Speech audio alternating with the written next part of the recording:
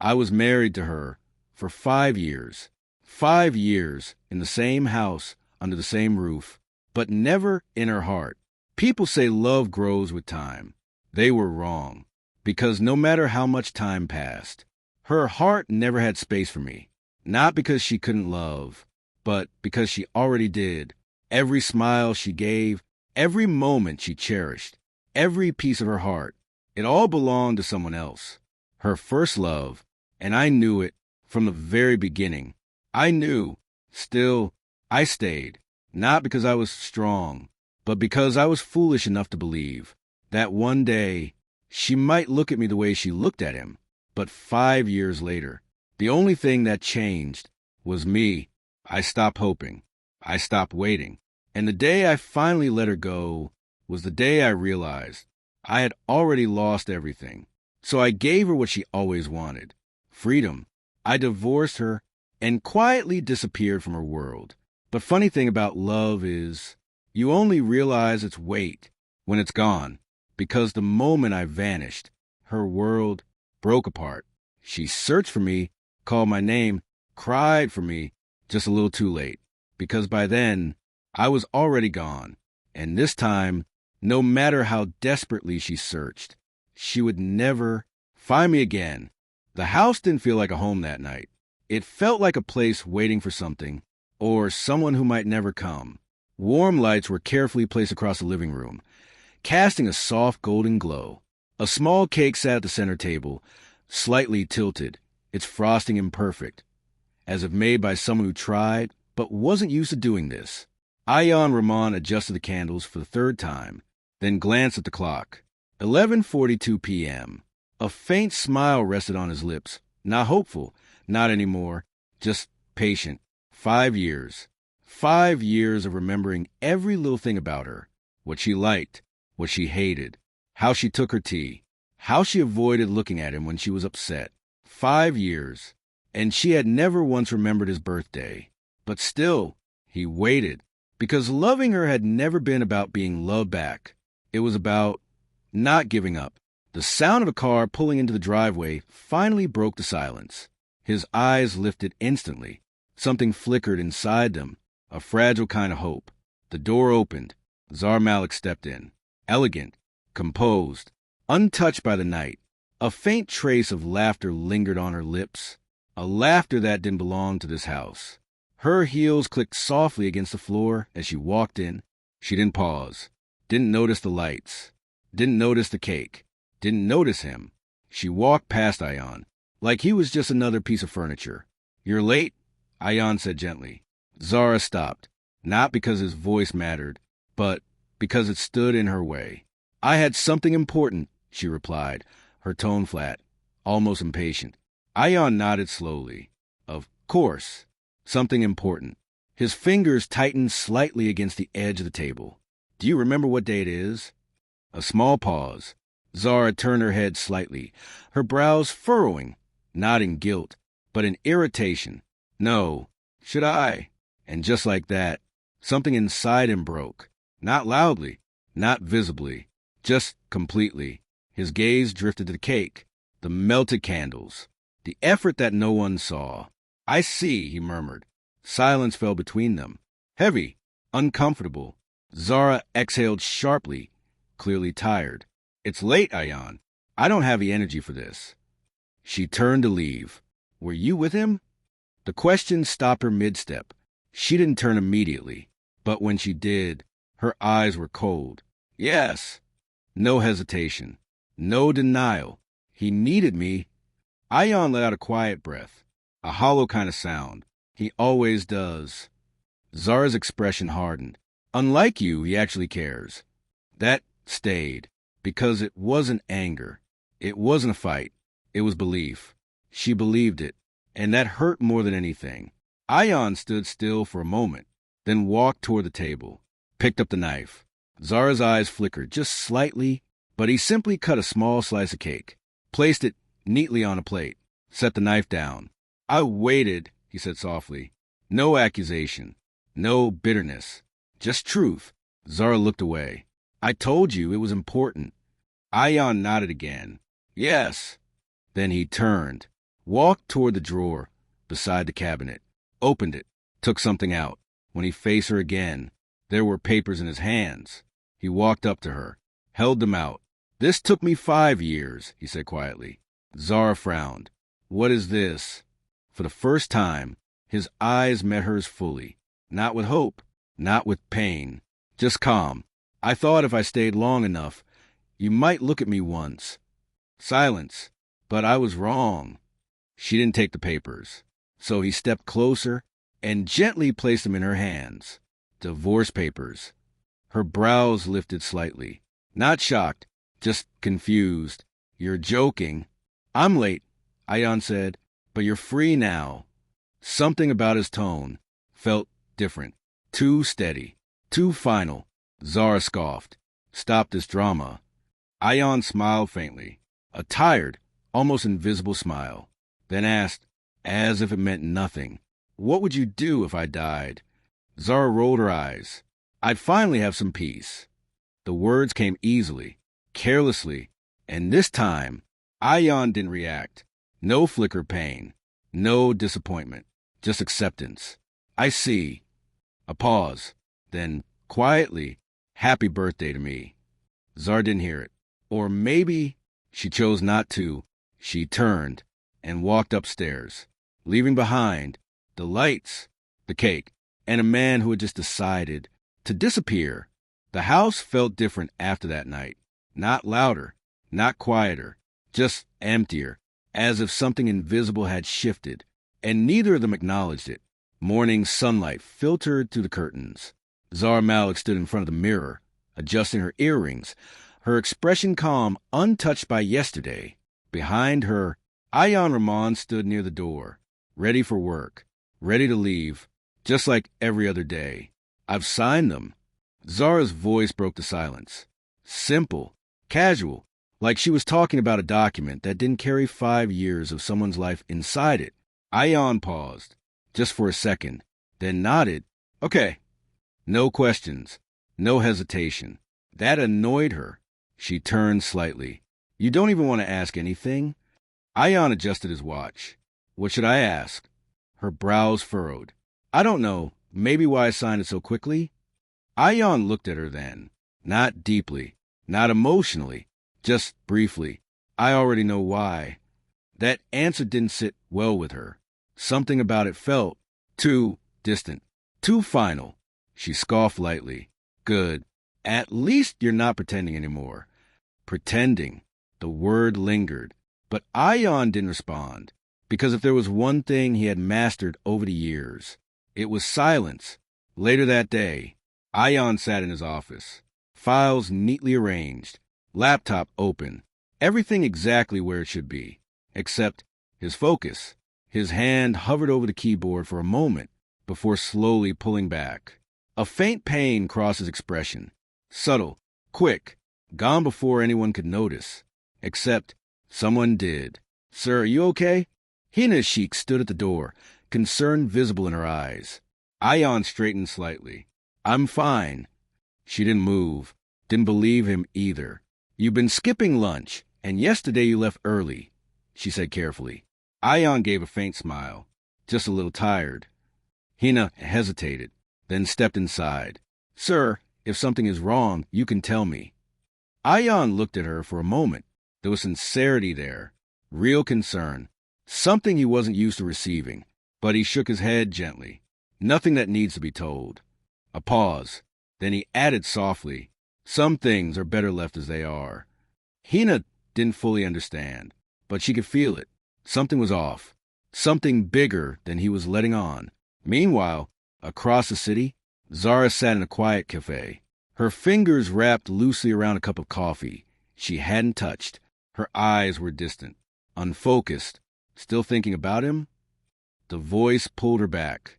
She looked up, and there he was, Rohan Khanna, calm, charming, familiar. He took the seat across from her, without asking, like he belonged there, like he always had. Zara looked away. "I signed the divorce papers." Rohan leaned back slightly, a faint smile forming on his lips, but not fully reaching his eyes. Finally, Zara frowned. "You sound relieved." Rohan chuckled softly. Shouldn't I be? He leaned forward slightly. You were never meant to be with him, Zara. His tone was gentle, careful, calculated. Zara didn't respond, but her silence invited him to continue. I told you before, he added quietly. He didn't come into your life by coincidence. Her grip on the cup tightened slightly.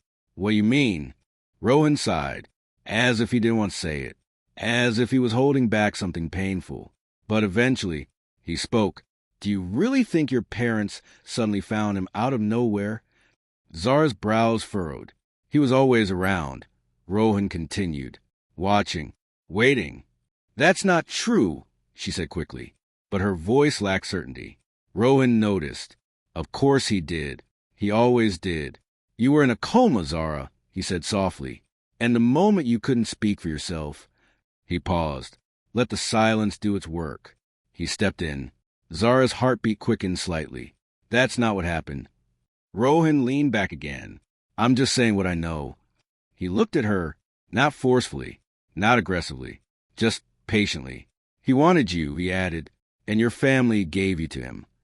The words settled in slowly, dangerously, because they didn't sound like accusations.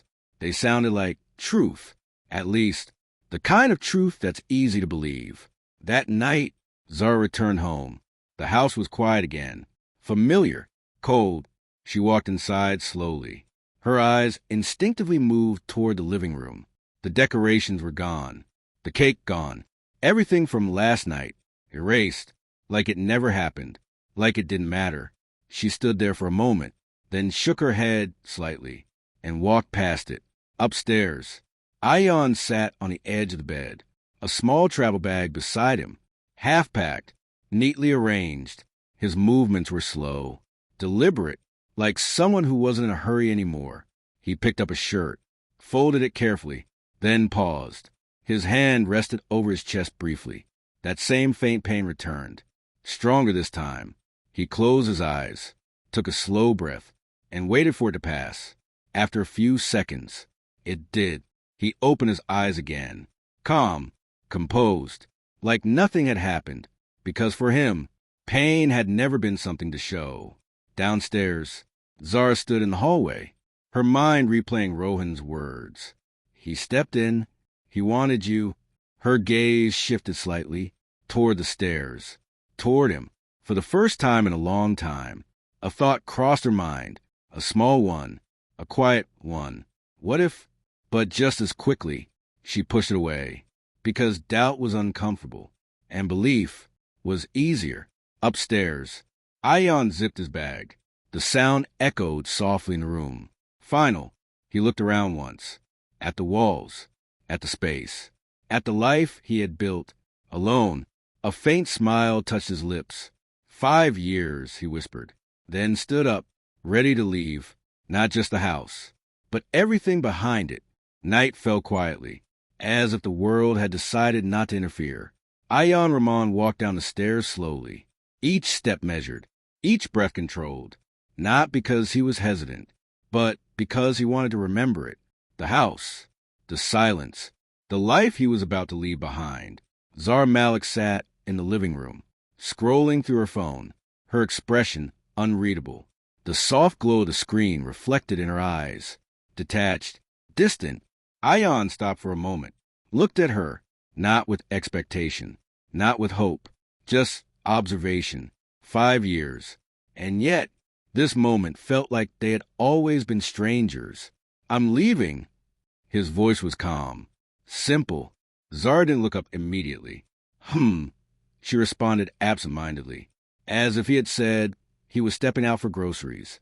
Ayan waited, just for a second, then added, I won't be coming back. That made her pause. Her thumb stopped mid-scroll. Slowly, she looked up at him. There was no panic, no fear, just mild confusion. What do you mean? Ayan adjusted the strap of the small bag on his shoulder. The papers are signed, he said. There's nothing left now. Zara frowned slightly. You're overreacting. Ayan shook his head. No, I reacted too late. That answer irritated her. Where you even going? She asked, her tone sharper now. Ayan thought for a moment, then gave a small, almost ironic smile. Somewhere I should have gone a long time ago. Zara stood up, not because she cared, but because something about his tone felt unfamiliar. You're being dramatic again. Ion didn't respond immediately. Instead, he looked around the room one last time. His gaze lingered on the empty space where the cake had been, then back at her. Take care of yourself, Zara. The words were gentle, too gentle, and for a brief moment, something inside her shifted, a flicker of discomfort. But she masked it quickly. I don't need you to tell me that. Ion nodded. I know. A pause, a quiet one. Then he turned, walked toward the door. Wait! The word slipped out before she could stop it. Ion paused, but didn't turn back. Zara hesitated. She didn't know why she had called him, didn't know what she wanted to say. So instead, she asked the easiest thing. When will you be back? Ion closed his eyes for a brief second, then opened them again, calm, certain. I won't. And this time, he didn't wait. He opened the door and stepped out. The sound of the door closing echoed louder than it should have.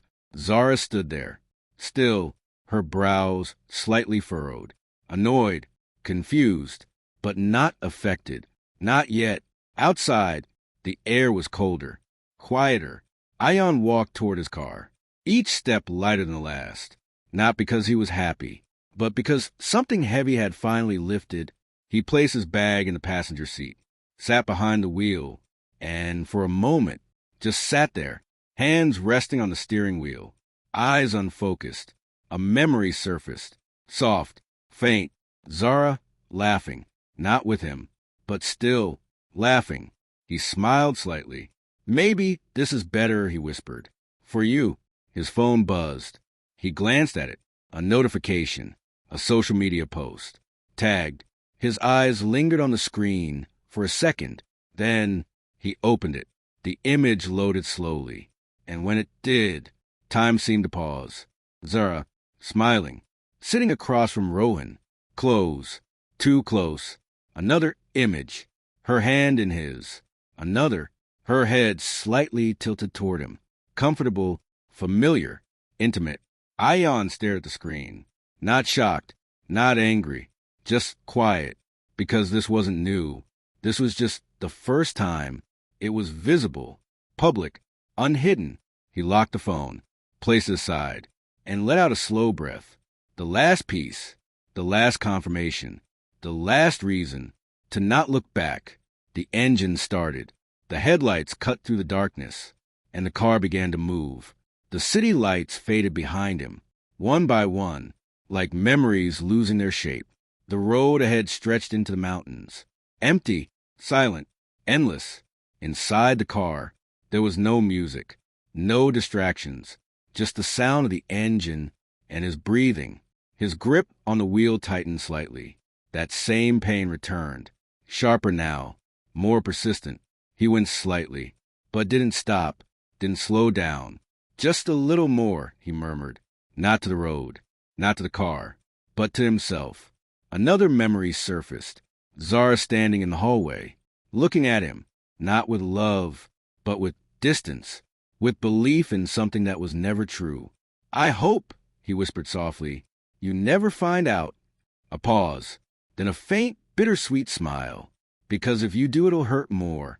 The road curved ahead, a sharp turn, the mountain edge visible in the faint glow of headlights.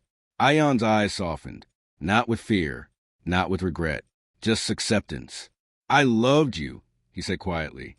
The words filled the empty car, then disappeared into silence.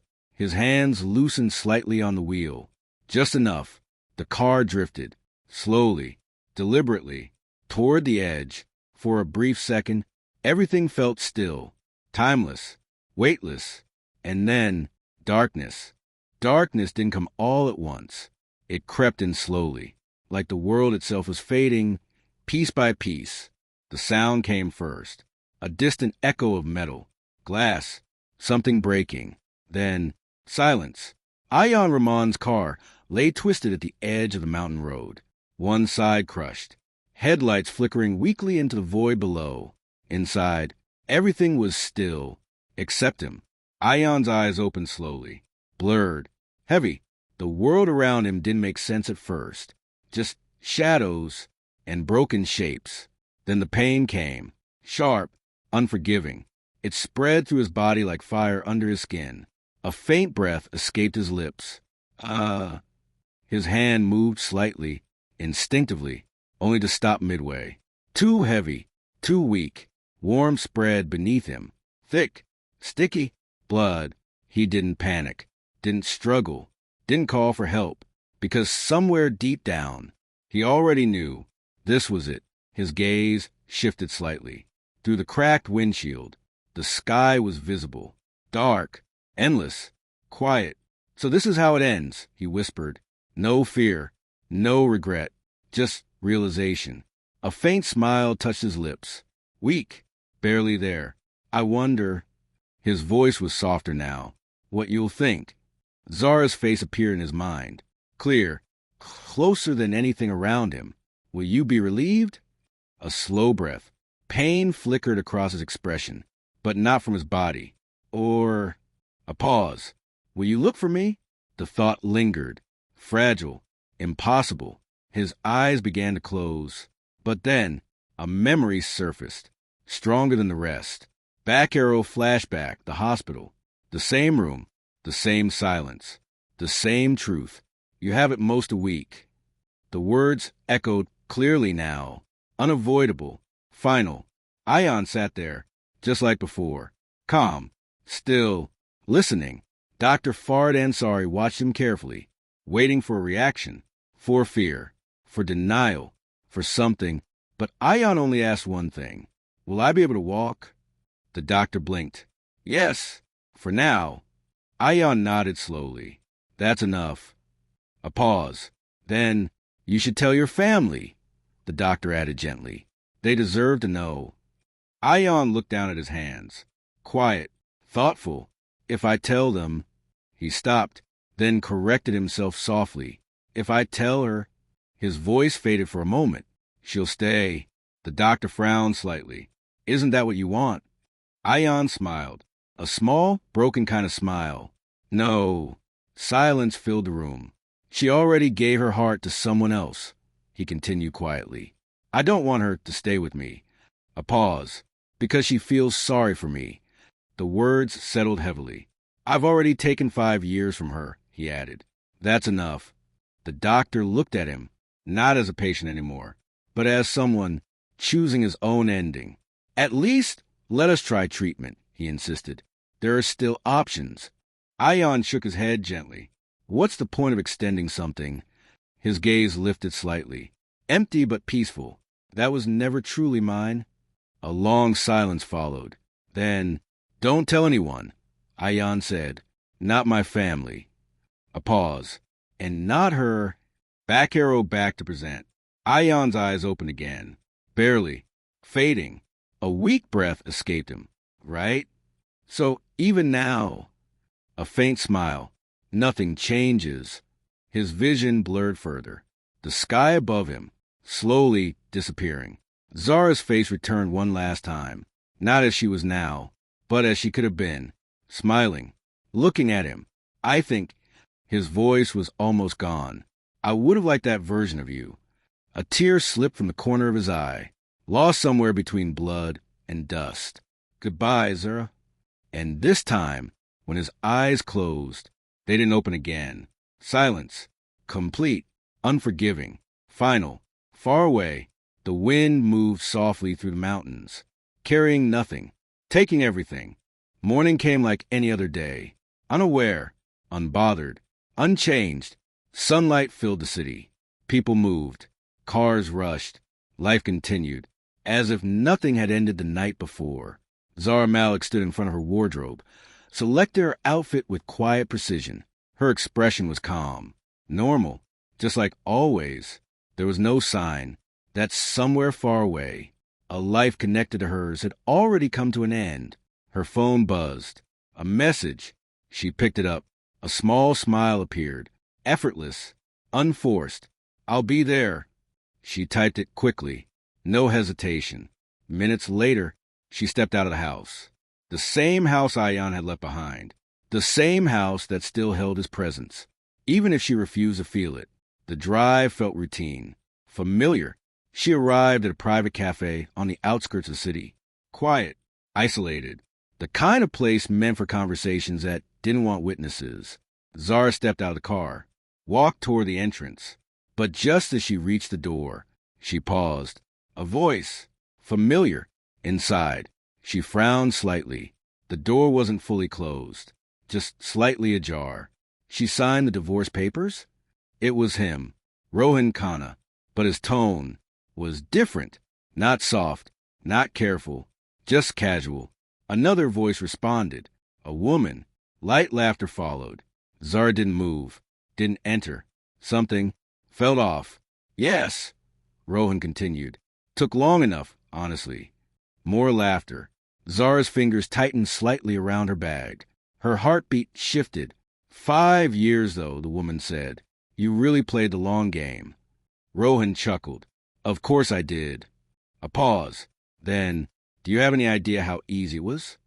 Zara's breath caught. She already loved me, he continued lazily. I just had to remind her again and again who the villain was. Her world stilled. I mean, come on, Rowan scoffed lightly.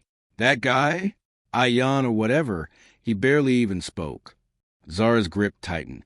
All I had to do was show up at the right moments, he went on.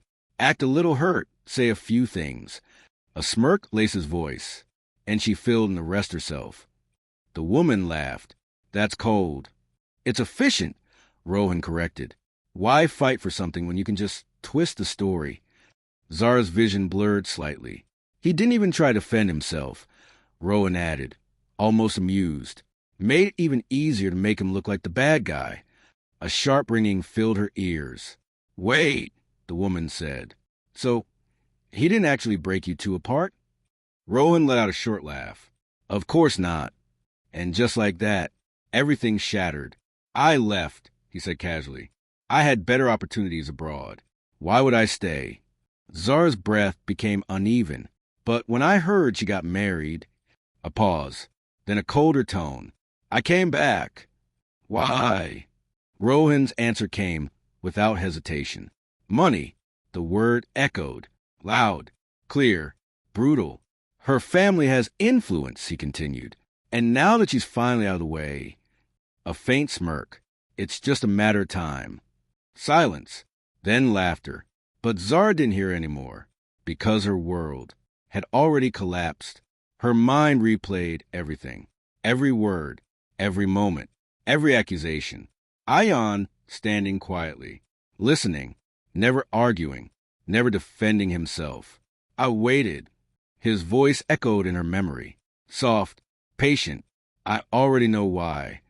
Take care of yourself, Zara. Her breathing became uneven, shallow, broken. No. The word escaped her lips, barely a whisper. Her legs moved before she could think. She pushed the door open, not to confront, not to question, but to escape. Escape the truth. Escape herself. She ran, out of the cafe, into the open air, her vision blurred with tears. She didn't remember holding back. Ayan, his name slipped out, for the first time in years, not with indifference, but with urgency, with fear. Her hands trembled as she reached for her phone. She called him, once, twice, again. No answer. Ayan, pick up. Her voice cracked. She called again, and again, and again. Nothing. A memory surfaced, uninvited. What would you do if I died? Her breath hitched. I'd finally have some peace. Her knees weakened. No. This time louder. Shaking. No, no, no. She rushed to her car, hands trembling, heart racing. This isn't real. She whispered frantically. He's just being dramatic. But deep down, something told her otherwise. Something cold. Something terrifying. Because for the first time, she remembered the way he looked at her last night. Not hurt, not angry, empty. And that emptiness felt more frightening than anything else. The drive back felt longer than it ever had. The same roads, the same turns, Nothing looked familiar anymore. Zara Malik gripped the steering wheel tightly, her breathing uneven, her thoughts louder than anything around her. No, this isn't real. She whispered it again and again, as if repeating it would undo what she had just heard. Rohan's voice echoed relentlessly. I just had to remind her who the villain was. He didn't even defend himself. Money. Her grip tightened. Her eyes burned. Ayan. His name came out broken this time. Every memory began to shift, twist, change. Moments she once ignored now stood in front of her like accusations. Him waiting quietly. Him never arguing. Him never stopping her. I waited. Her chest tightened. I already know why. Her breath hitched. Take care of yourself, Zara. Her foot pressed harder on the accelerator. Why didn't you say anything? Her voice cracked. But deep down, she already knew the answer. Because he had said something. Not with words, but with everything he did. And she had never listened. The car came to a sudden stop outside the house. Zara stepped out quickly, almost stumbling. Her hands trembled as she pushed the door open. Ayan! Her voice echoed through the house. Loud, desperate, unfamiliar. No response. She moved quickly through the living room. The kitchen. The hallway. Empty. Ayan! Louder this time. More urgent. Still nothing. She ran upstairs. Opened the bedroom door. The room was neat. Too neat. The wardrobe. Half empty. The bed. Untouched. Her gaze shifted slowly until it landed on the small space near the table. Empty. No bag. No belongings. Nothing. Her breath caught. No! She turned quickly, rushed back downstairs. Her eyes scanned everything, as if he might suddenly appear, as if this was all just a misunderstanding. But the silence said otherwise. Her legs weakened slightly. She steadied herself against the wall. Then a thought struck her. The papers. She rushed to the table, picked them up, her hands trembling as she flipped through them. His signature. Clean. Steady. Final. Her vision blurred. You really left. Her voice broke. 4 or 5 years. She had wanted this. Freedom. Distance. An end. So why did it feel like she had just lost something she could never get back? Her phone slipped slightly in her trembling hand. She quickly picked it up again. Dialed his number. Once. Twice. Again. Ayan, please. No answer. Her breathing turned frantic now. She opened her contacts. Called again. Nothing. Ayan, pick up. Her voice echoed through the empty house. Still nothing. Tears blurred her vision completely now. She stumbled slightly, then caught herself. Think. She whispered to herself. Her mind raced. Family. She quickly dialed her father. Zara, his voice came through. Is Ayan there? She asked immediately. No greeting. No explanation. A pause. No. Why would he be here? Her grip tightened. He left, she said, her voice shaking. Did he contact you? Say anything. No. Concern entered his tone now. Is everything all right? Zara couldn't answer. She ended the call. Called her mother. Same answer. No one had heard from him. Her chest tightened further. No, this isn't happening. Another thought. Work. She quickly dialed again. Hina, she said as soon as the call connected. Ma'am. Hina's cheek sounded surprised. Where is he? A pause. Sir left early yesterday, Hina replied carefully. He didn't come in today. Zara's breath hitched. Did he say where he was going? No. A slight hesitation. Ma'am, is something wrong? Zara closed her eyes tightly. Everything was slipping. Everything was falling apart. Find him, she said suddenly, her voice sharp. Desperate. Check his last location. His car. His cards, anything. Ma'am, Just find him. The silence that followed was heavy. Yes, ma'am, Hina replied quickly. The call ended. Zara stood there, in the middle of the house that suddenly felt too big, too empty, too quiet. Her eyes slowly moved around. Every corner held him. Every silence spoke of him. And for the first time, She felt it, not absence. Loss. Real. Heavy. Unbearable. Her knees gave in. She sank to the floor, tears falling freely now. Uncontrolled. Relentless. Ion! His name echoed again. But this time, there was no one left to hear it. Far away, unknown to her, the truth had already been found. But it hadn't reached her yet. Not yet. The house phone rang first. Then her mobile. Then silence again. Zara Malik sat on the floor where she had collapsed hours ago. Her eyes were swollen. Her hands still trembling. She hadn't moved. Not properly. Not since the search began. Every passing minute had stretched into something heavier. Something unbearable. Then her phone rang again. She flinched. Quickly reached for it. Unknown number. Her fingers hesitated. For a second. Then she answered. Hello? Her voice was weak. Broken. A pause. Then, ma'am. A familiar voice. Hina Sheikh. But it wasn't the usual tone. It was different. Careful. Heavy. Zara stood up instantly. Her heart tightened. What? Did you find him? Silence on the other end. Too long. Too heavy. Hina? Zara's voice sharpened. Tell me? A breath. Then, ma'am, we found his car. Zara froze. Where? She asked immediately. Another pause. Longer this time. At the outskirts near the mountain road. Zara's grip tightened on the phone. Her breathing quickened. Is he there? She asked. Her voice already shaking. Already knowing the answer she didn't want. Silence. That silence said everything. But still, Hina spoke. Ma'am. A breath.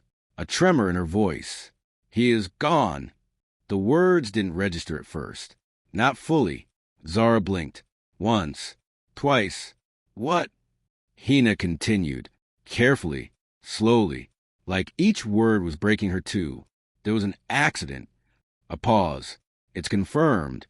The world didn't immediately react. It simply stopped. Zara stood still. Phone pressed against her ear. Unmoving. No, she whispered. Barely audible. No.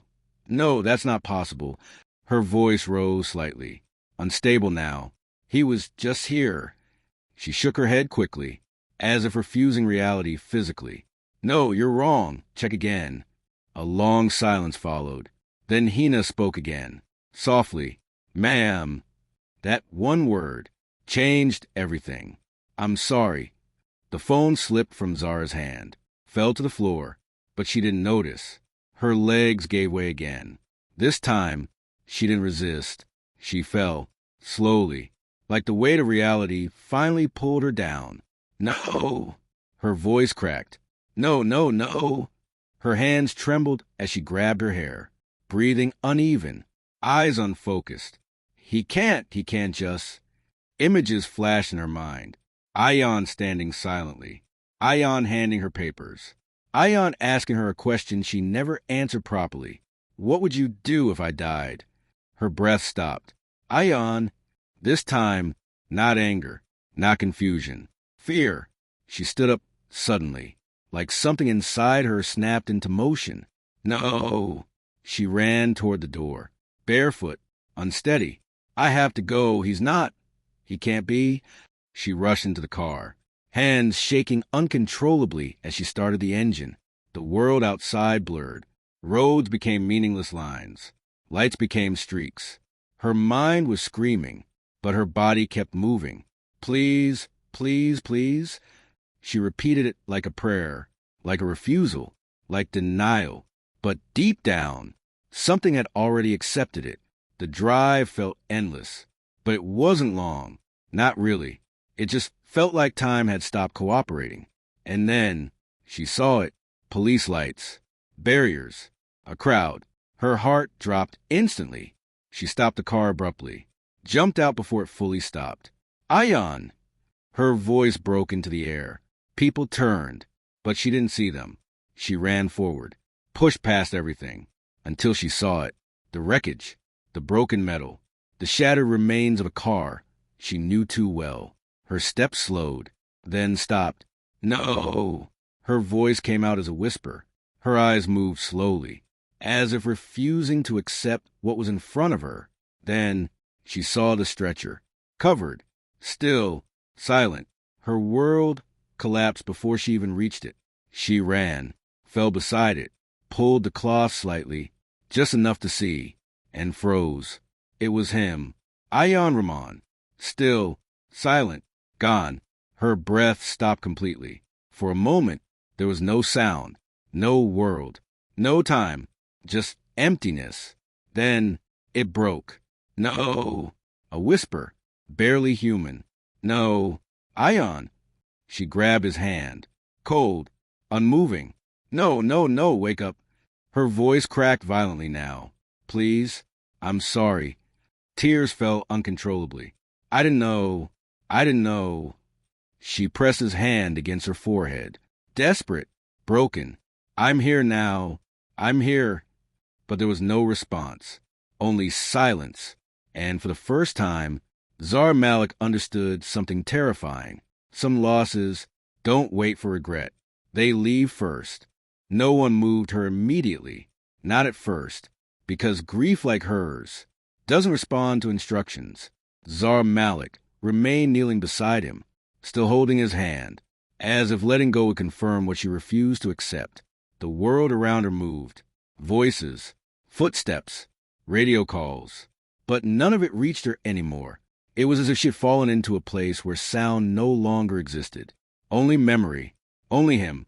Her fingers trembled slightly as she pressed his cold hand against her cheek again, like warmth could somehow return, like time could reverse itself if she just held on long enough. Ayan. Her voice was barely a breath now. No response, not even silence, because silence implies presence. And he wasn't even that anymore. A slow tear slipped down her face. Then another. Then everything broke open at once. I didn't mean it, she whispered. Her voice cracked. I didn't know. Her hands tightened around his. Desperate. Futile. You should have told me. She shook her head quickly, as if arguing with someone who could no longer answer. Why didn't you tell me? Her voice rose suddenly, raw, shattered, but the only reply was stillness. And that stillness hurt more than any answer ever could. Her mind began to fracture under the weight of memory. Ayan standing in the kitchen, quietly making tea for her, even when she never asked. Ayan waiting at the table, not speaking, just waiting, always waiting. Ayan saying softly, I waited. Her breath caught violently. No, she whispered again. Stop. But the memories didn't stop. They never had. She just never saw them before. Every ignored moment returned now, not as memories, but as accusations. Him adjusting the cake, him holding the divorce papers, him asking, what would you do if I died? Her stomach twisted. I said I'd be happy. The words escaped her. Quiet, horrified. Her grip loosened slightly. I said that. Her hands fell to her lap, slowly, like her body had stopped obeying her. For the first time, she looked at him properly, not as someone she could push away, not as someone she misunderstood, but as someone who had loved her, completely, quietly, irreversibly, and she had never once looked back. Her lips trembled. I didn't see you. Her voice broke. I never saw you. A choking breath followed. I was so busy looking for someone who never came back. Her tears blurred everything, that I lost someone who never left. The realization didn't come gently. It crashed into her, like something breaking inside her chest that could never be fixed again. She leaned forward slowly, resting her forehead against his hand. I'm sorry. Her voice was no longer strong enough to hold words properly. I'm so sorry. But apologies don't travel backwards. They don't reach people who are gone. A police officer stepped closer quietly. Gentle, careful. Ma'am, we need to take him. Zara flinched, immediately tightened her grip again. No. Her voice sharpened suddenly. Protective. Desperate. No, don't take him. But her words meant nothing anymore. Not here. Not now. And slowly, her hands were separated from his. The moment broke her. Completely. She reached forward instinctively, but stopped midair. because there was nothing left to hold. Her arms fell, empty, and for the first time, she understood what gone truly meant. Not absence, not distance, irreversibility. As the stretcher moved away, her body remained still, but inside her, everything collapsed again, because now she knew he hadn't just left the house. He hadn't just left the marriage. He had left her world entirely, and he had done it without hate, without revenge, without even turning back.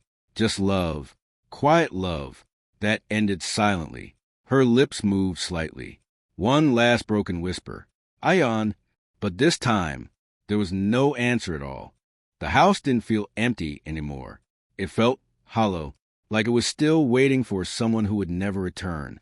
Zara Malik returned home alone. No urgency, no noise, just a slow walk into a silence that now had meaning. The lights were still off, the same way she had left them, the same way everything had been left, unfinished. She stepped inside slowly, her eyes no longer searching, because now she already knew what she wouldn't find. But still, she walked, room by room, as if denial had become a habit her body couldn't abandon. Then she stopped. The table, the same place where he had once placed the divorce papers. Her fingers trembled slightly as she touched the surface. Cold, still, empty. And then she saw it, a small envelope, carefully placed, neatly sealed. Her breath caught. Ion. No answer. Of course. Her hands moved slowly. Hesitant, almost afraid. She opened it. Inside, a few folded papers, and a small handwritten note. Her eyes scanned the first line, and froze. If you were reading this, then I didn't make it back. Her heart stopped. No, she whispered instinctively. Her fingers tightened around the paper. She continued reading. Don't blame yourself. I never wanted you to carry that weight. Her vision blurred instantly. I went to the hospital a few days ago. The doctor said I didn't have much time. Her breath hitched violently. I didn't tell you because I knew you would stay out of pity, and I didn't want that kind of love. Tears fell faster now. I loved you enough to let you go, even if it meant losing you forever. Her knees weakened slightly. She sat down slowly. The letter slipped slightly in her hands, but she held it tighter. Desperate. I know you think I took you away from someone, but I never did. Her eyes widened slightly. I only ever stood where they placed me. I never replaced him. Silence filled the room again, but this time it wasn't empty. It was crushing. She shook her head. No, no. Her voice broke instantly. This isn't true. But her hands kept reading anyway, as if her heart refused to stop. If you ever find out the truth, I hope you don't hate yourself. A bitter laugh escaped her lips. Broken, hollow. Hate myself? Her voice cracked. I should have known. Her fingers trembled harder. And then another document slipped from the envelope. Medical report. Her eyes scanned it rapidly. Too fast. Too desperate. Stage 4. Terminal. No treatment possible. Time remaining minimal. The paper slipped from her hands and fell. Silence followed. A long one. Then it broke. Zara screamed. Not loudly, not dramatically, but completely, from somewhere deep inside her that had just collapsed. No, no, no, no. She grabbed her head, falling forward. I didn't know. Her voice shattered. I didn't know. I didn't know. She rocked slightly on the floor, unable to stop, unable to process. Everything replayed again, but now differently. His silence, his calmness, his distance. It wasn't indifference. It was time running out, and she had called it coldness. She had called it neglect. She had called it a lack of love, when all along it was love at its peak. Her hands gripped her chest tightly, as if it hurt physically now. He was dying. Her voice trembled violently, and I told him I'd feel peace if he left. The words destroyed her all over again. She leaned forward onto the floor, completely broken. I killed him. She whispered. No, I didn't mean. Her breath broke. I didn't know. But ignorance doesn't erase impact. The house remained silent. But now, it was different. It was filled with everything she never saw, everything she ignored, everything she misunderstood, and everything she lost. She lifted her head slightly, eyes red, empty, destroyed. Ion. Her voice came out softly now, not as a call, not as a hope, but as surrender. I see you now. A pause, trembling, but it's too late.